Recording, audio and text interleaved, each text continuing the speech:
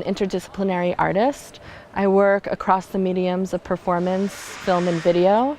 And my work generally deals with history, past and present and future, the way that we embody history and carry it through our bodies, specifically focusing on queer and feminist politics. My roots are really very much in this kind of queer punk DIY culture where community is essentially at the heart of productivity. I have been the Goethe Institute Artist in Residence at the LUX. The LUX is the largest experimental moving image archive, I should say specifically archive for artist films in the UK. I have been here for 3 months conducting a bunch of research regarding my in-progress first feature film, Foxes.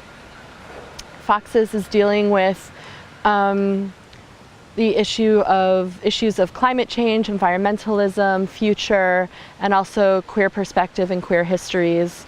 And so through various different events, I've been talking about my work and also kind of presenting a bunch of different kinds of experiments, which is what's been so great about being in residence, that is relating to foxes. I've decided to specifically focus on nature and climate change as one of the politics in my current work, and in particular I'm very interested in drawing kind of the point at which we are at with climate change. I mean, I actually really started thinking about this a couple of years ago before climate change became such an international and pressing world politic. Not that it wasn't, but I mean it's really kind of heightened in the last year, which is really interesting in the ways that it has and horrifying.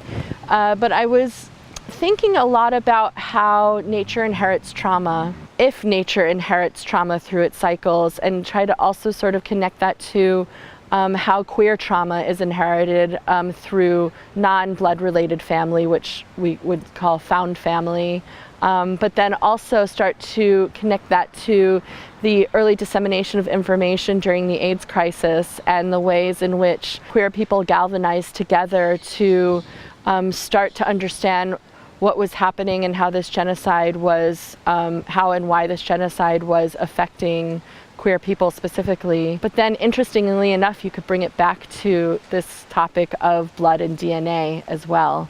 So those are the questions that I've been diving into, reading a lot and thinking a lot about during this residency. So I always say that I sort of went to Germany with this idea of finding a different Jewish diaspora I never knew, but in fact what I found was a queer diaspora, or a new queer diaspora I should say, which is this intersection of international artists and thinkers and creative people who all came together under the identity of queerness and feminism and those politics which brought us together.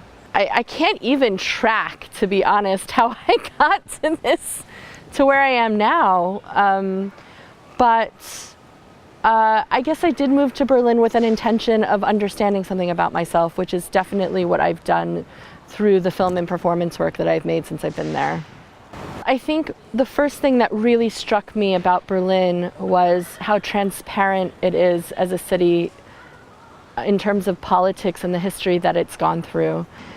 Definitely, I think moving to Berlin was a big life-changing, artistically life-changing experience because it showed me that I still had an artistic life, actually.